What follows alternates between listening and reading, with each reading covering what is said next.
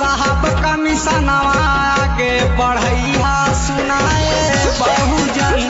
बाबा साहब कमिशनवा आगे बढ़ैया सुनाए बहुजन।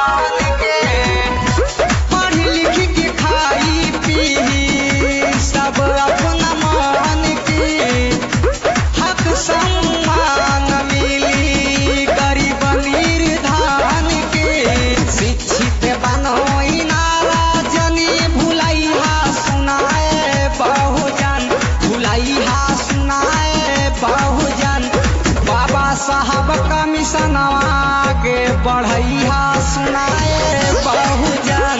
बाबा साहब कमिशनवा आगे बढ़ैया सुनाए बहुजन।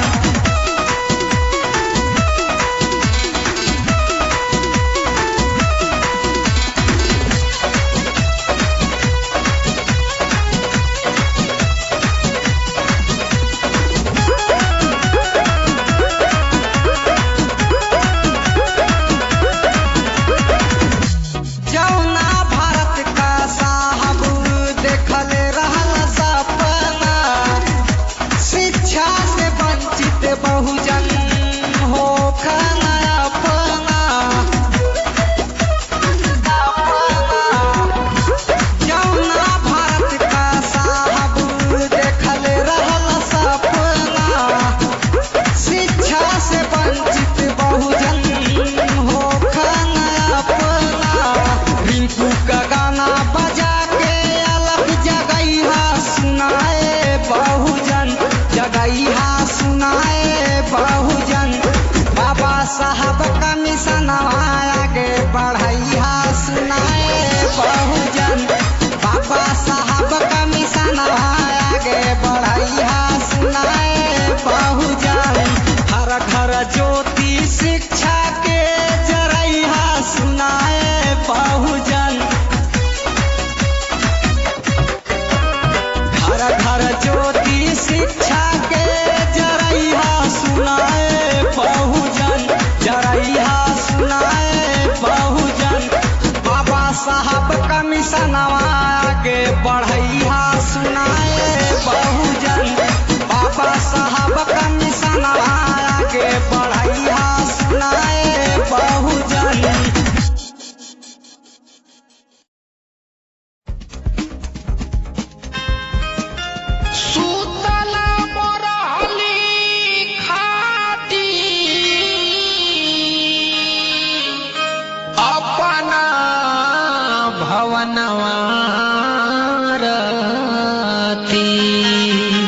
सुतला में हमके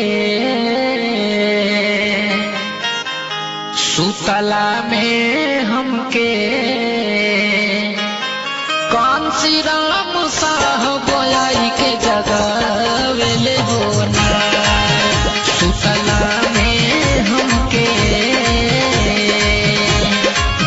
कौन सी राम साहब मोर जगावेले होना।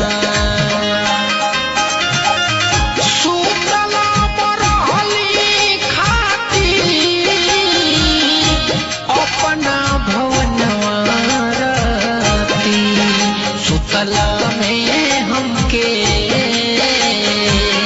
कौन सी राम साहब आई के जगावेले होना।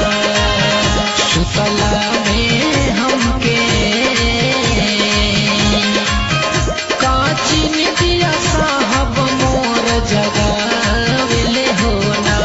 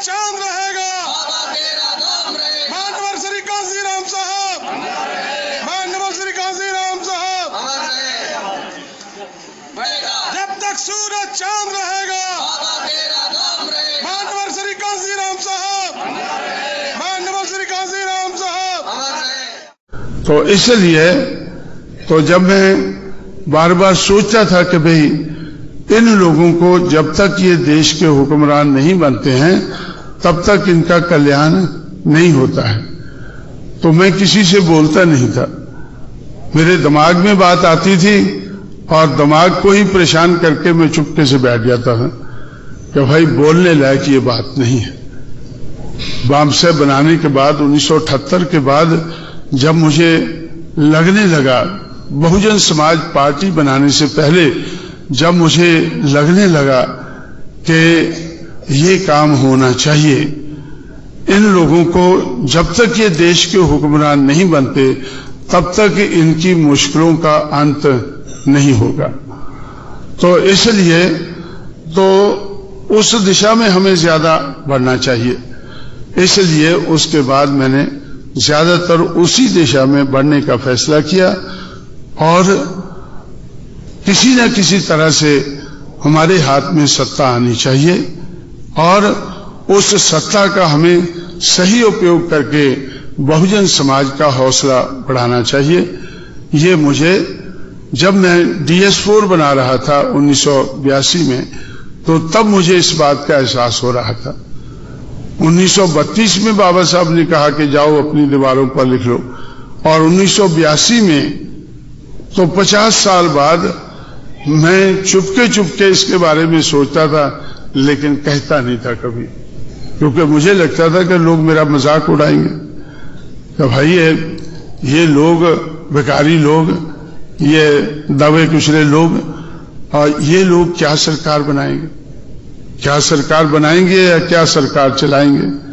तो इस तरह से साथियों, तो उस वक्त तक मैं ऐसा दबी आवाज से बोलता था, लेकिन आज मैं बेशर्म होकर बड़ी बेशर्मी के साथ जोर जोर से बोलता हूं, चिल्लाता हूं, सबको मनुवादियों को डराता हूं कि भाई अब 5 साल के अंदर अंदर हमें बहुजन समाज को इस देश का हुक्मरान समाज बनाना है, और मैं दावे से कह सकता हूं कि 5 साल के अंदर मैं ये बनाकर रहूंगा।